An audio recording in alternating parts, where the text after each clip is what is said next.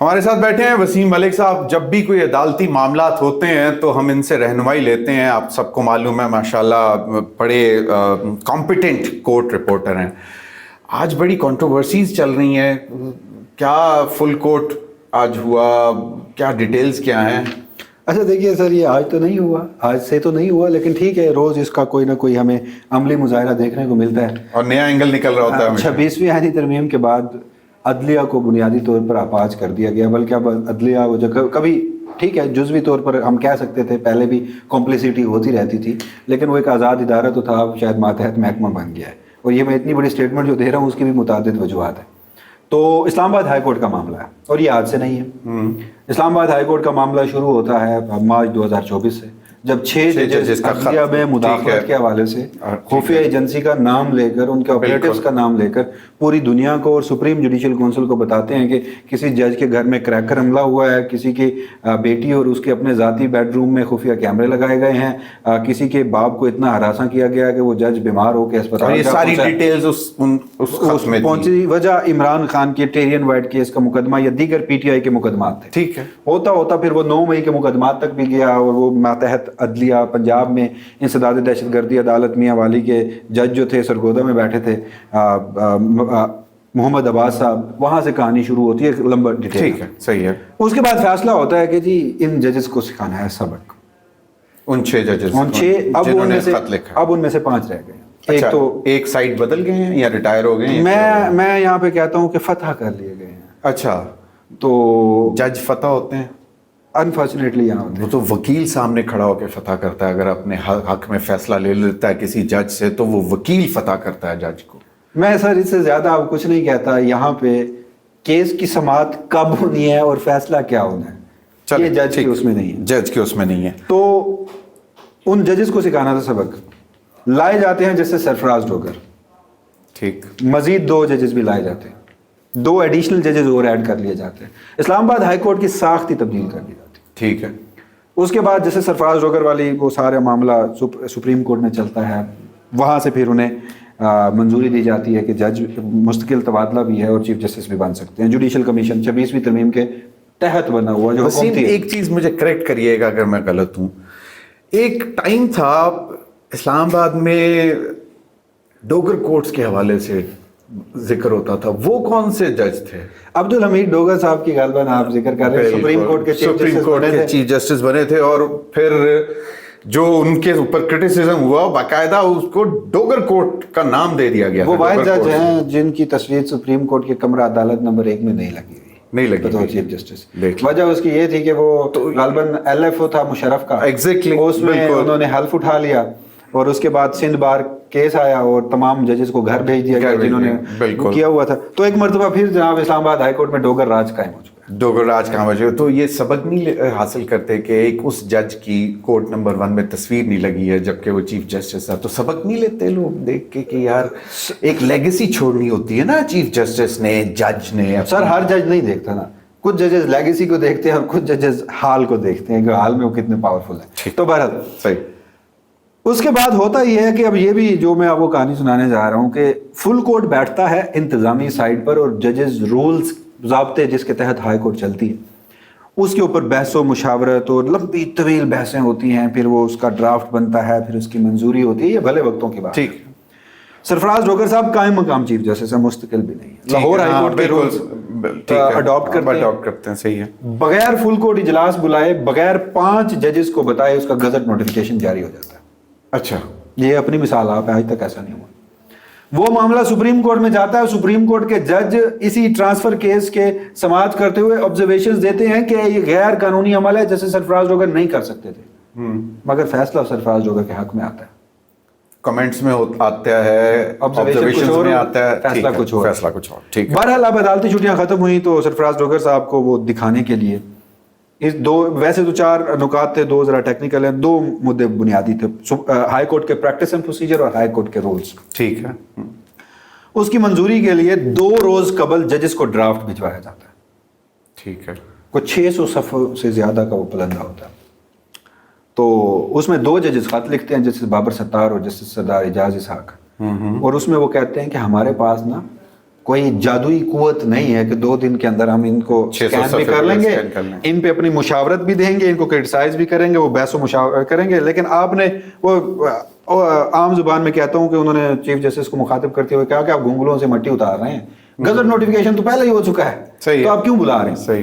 دوسرا, جسٹس بابر ستار صاحب جو ہیں انہوں نے 6 نکات لکھے, انہوں نے سوالات پوچھے کہ کیا آپ سمجھتے ہیں کہ اسلام آباد ہائی کورٹ آزاد ادارہ ہے؟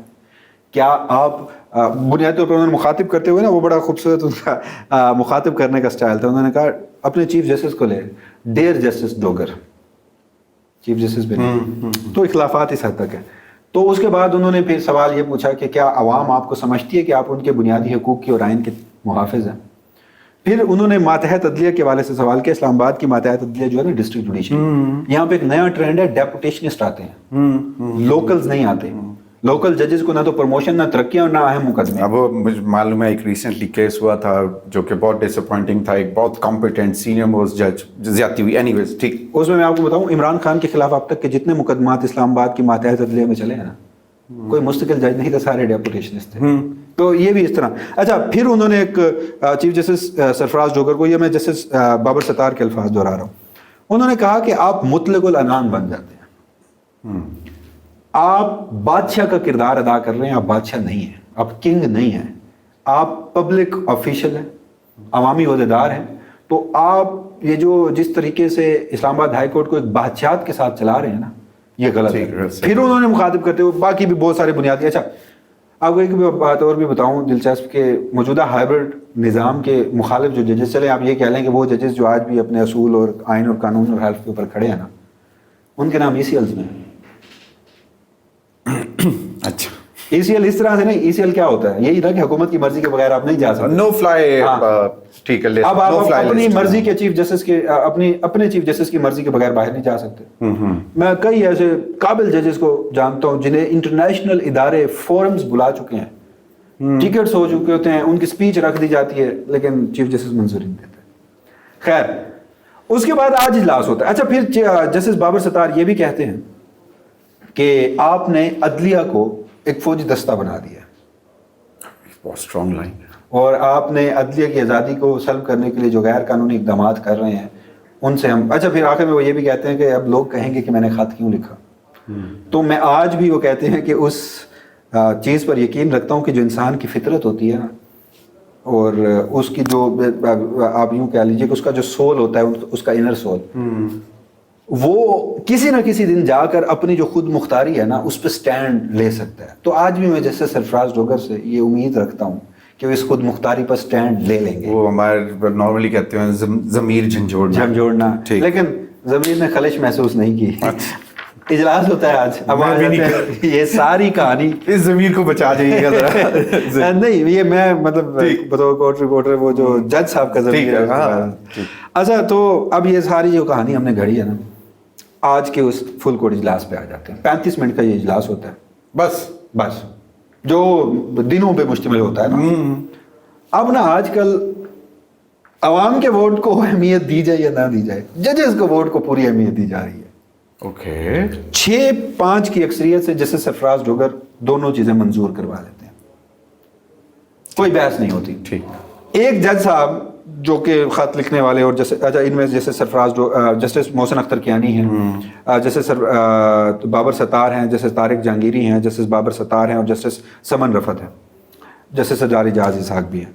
5 ججز میں سے ایک جج صاحب نے سامنے بیٹھے جج صاحب کو جو منظوری کے حق میں تھے, ان سے پوچھا کہ اچھا یہ تو بتائیں, یہ جس رولز کی آپ منظوری دے رہے ہیں یہ پڑھا آپ نے, وہ ہے کیا, پرانے رولز کیا تھے اور نئے میں کیا تبدیلی ہے.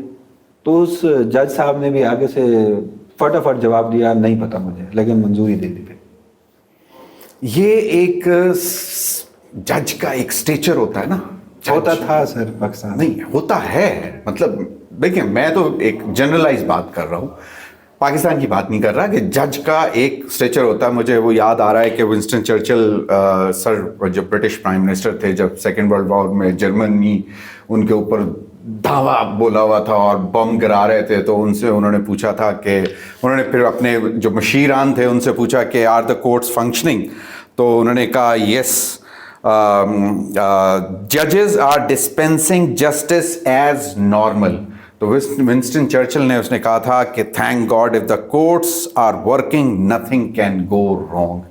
اب دیکھیں یہ ایک پاپولر اس کی بن گئی کوٹ, آج تک لوگ کوٹ کرتے ہیں کہ ونسٹن چرچل نے بولا تھا کہ اگر ہم پہ جو مرضی کوئی بم گرا دے کچھ ہو جائے, لیکن اگر ہمارے ملک میں انصاف مل رہا ہے تو ہمیں کچھ نہیں ہوگا. تو آپ کہہ رہے ہیں کہ دیکھیے یہ چیزیں جو ہے نا یہ میں رپورٹ کر رہا ہوں, مطلب جو آپ جو ہوا آج ہم روز عدالتوں میں جاتے ہیں. میں کبھی یہ کلیم نہیں کرتا کہ پاکستان میں 26ویں ترمیم سے پہلے عدلیہ مکمل آزاد تھی. ٹھیک ہے, کمپلیسٹی تھی, مطلب پھر چاند کیسز آسما جیلانی کے تحت حلف اٹھائے ہوئے ہیں, مطلب آسما جیلانی کیس ہم کہہ لیں, ریزرو سیٹس کا کیس کہہ لیں, سندھ بار کا کیس, چند ایک ایسے فیصلے ہیں جو اس وقت کے طاقتوروں کے منشا کے خلاف آئے. لیکن تب ججز اگر خود سے کمپلیسٹ تھے تو ٹھیک ہے, لیکن اگر کسی میں ول پاور تھی اور وہ کچھ کرنا چاہتا تھا تو اسے وہ کر سکتا تھا. اختیارات سب کے ایکول تھے. اب آپ نے جو آپ کے حامی ججز ہیں ان کے پاس اختیارات رکھے ہیں, باقیوں سے چھین لیے ہیں, اپاج کر دیا آپ نے. آپ ڈر کے مارے ان سے زیر التوا نہیں, تو ابھی یہ جو رولز آف پروسیجر اور جو بھی چینج ہوا ہے آپ اس تناظر میں کہہ رہے ہیں کہ اب ججز اتنے 26ویں ترمیم کے تناظر میں کہہ رہا ہوں. اچھا ٹھیک ہے, اوکے. اور اسلام آباد ہائی کورٹ کو میں لفظ ذاتی طور پہ استعمال کرتا ہوں کہ فتح کیا گیا تھا اور 3 جج مسلط کیے گئے تھے, اس کی بنیاد پہ کہہ رہا ہوں. اوکے. تو اب آپ مجھے یہ بتائیں کہ اس خط کا امپیکٹ کیا پڑے گا بابر ستار کے. تو پہلے بھی تو 6 ججز نے لکھ دیا تھا, پھر ہم نے جو دیکھا مطلب اتنی انٹرنیشنلی وہ بہت مطلب اس کے اوپر بات ہوئی, انٹرنیشنل میڈیا نے اٹھایا کہ جی یہ ہے عدلیہ پاکستان کی. بڑی شرمندگی اٹھانی پڑی نا آپ کو. سر پاکستان کی جو پوری عدلیہ ہے نا وہ دیکھ رہی ہوتی ہے سٹنگ چیف جسٹس کی جانب. میں آپ کو ایک بات بتاتا ہوں. بالکل. میں ماتحت عدلیہ کے جج صاحب سے ملا, انہوں نے کہا کہ جب ہائی کورٹ کے ججز نے خط لکھا نا تو ہم بڑے پر امید تھے کہ معاملات درست ہوں گے. جس طرح سے اس وقت قاضی فیضیسہ نے اس کے اوپر کردار ادا کیا نا, تو اس کے بعد اگر پہلے ریکویسٹ کی جاتی تھی تو بعد میں حکم آنے لگے کہ یہ فیصلہ دو گے. تو صورتحال اب میں آپ کو بتاتا ہوں اس خط کی اہمیت کیا ہوگی. بابر ستار صاحب نے بھی ایڈریس کیا کہ لوگ سوال کریں گے کہ خط سے کیا ہو جائے گا. سر تاریخ کی درستگی کے لیے, ریکارڈ پہ کچھ چیزیں لانے کے لیے اور ایگزیکٹلی یہ دس از ویری امپورٹنٹ کہ تاریخ میں اگر کسی نے زندہ رہنا ہے تو اس کو اس وقت کے رائٹ سائڈ پہ ہونے کا سر میں پروف دینے کے لیے. آپ کو ایک دلچسپ بات بتاتا ہوں. 5 ججز زیر اعتاب ہے نا جن کے نام میں نے گنوائے, نام ECL پہ بینچز نہیں دیے جا رہے, زیر التوا مقدمات چھینے جا رہے ہیں, اور خط کی کہانی تو ہے کہ ان کے ساتھ کیا کیا سلوک ہوا. آج تاریخ ہے 3 ستمبر 10:38 ہے. یہ آن ریکارڈ ہے گفتگو. پاکستان میں نا سائیکل ہم ایک سرکل میں چل رہے ہیں, وقت بدلتے دیر نہیں لگتی. بالکل صحیح ہے, ایسا ہی ہے. اگر آج یہ وقت بدلا نا, یہ جو PMLN اور پیپلز پارٹی جو آج اقتدار کو انجوائے کر رہی ہیں, اور انہوں نے سرفراز ڈوگر صاحب اور یہ ساری ارینجمنٹس میں ہر صورت سہولت کاری فرمائی ہے. بالکل صحیح. صدر آصف علی زرداری صاحب رات کو سوتے بھی نہیں ہیں, جاگ کے انہوں نے وہ منظوریاں دی ہیں. تو جب برا وقت آئے گا نا تو جن ججز کو انہوں نے لگایا ہے نا, یہ تب دوسری طرف کھڑے ہوں گے, وہ ان کو ریلیف نہیں دے رہے ہوں گے, اور جن کو پینلائز کیا جا رہا ہے زیر اعتاب ہیں وہ میرٹ پہ فیصلہ کر رہے ہوں گے. یہ دیکھیں نا, یہی تو ہوتا ہے کہ آپ کو ہسٹری میں اپنے آپ کو صحیح سائڈ پہ رکھنے کا ثبوت دینا ہوتا ہے نا, جس کی وجہ سے آپ یہ اس طرح کے لیٹرز بھی لکھتے ہیں. اب بس لاسٹ کوئک تھنگ, یہ ایک جس طرح آپ نے بات کی کہ کبھی کے دن بڑے کبھی کی راتیں ہیں, ابھی یہ ہیں تو کل وہ نہیں ہوں گے, یہ سب کچھ ہوگا. اوور آل اس کا امپیکٹ پورے پاکستان کی جوڈیشری پہ نہیں جاتا ہے. سر آپ کسی دن نا صرف اسلام آباد کی ماتحت عدلیہ چلے جائیں, اب جب واپس آئیں گے نا تو آپ ماتم کریں گے اپنا. ہم عدالتوں میں جاتے ہیں, یہ چلیں ٹی وی نہیں ہے, یہ ڈیجیٹل پلیٹ فارم ہے, لیکن میں وہاں بھی یہ بات نہیں کر سکتا. یہ بہت ہی اینی ویز, لیکن یہ جو آپ نے بتایا کہ یہ اتنا فاسٹ فارورڈ کر کے منظوری لے لینا, صرف 4 مہینوں کی آپ کو بات بتاؤں, پنجاب میں CCD نامی ایک ادارہ ہے, کرائم کنٹرول ڈپارٹمنٹ, اس نے 4 مہینے میں 35% جو پولیس مقابلے ہیں اس میں اضافہ کر کے 480 لوگوں کو قتل کیا. یہ ماورائے عدالت قتل ہوتے ہیں. چلیں یہ ایک ادارے کی جانب سے کیا جا رہا ہے, اور یہ پولیس ذرائع کی, میں بڑے باوسوق ذرائع سے یہ آپ کو انفارمیشن دے رہا ہوں. آپ ذرا پنجاب کے لوور کورٹس میں دیکھیں کہ عوام کا اعتماد جوڈیشری سے کیسے ختم ہو رہا ہے کہ کمرہ عدالت میں 6 سے 7 قتل ہو چکے ہیں جج صاحب کے سامنے کہ ایک فریق نے دوسرے فریق کو، جب اسے پتہ تھا کہ اس ملک کی عدالتیں کیسے کام کر رہی ہیں، اس نے قانون اپنے ہاتھ میں لیا اور دوسرے فریق کو قتل کر دیا. وہ تو آپ کہتے ہیں نا ملک کو کس کہ طرح گزاریں گے؟ ظاہری بات ہے اگر اتنی بڑی ناانصافی کوئی ہوتے دیکھے گا تو شاید وہ پھر اس طرح ریئیکٹ کرے گا. بہت بہت شکریہ Wasim, thank you very much.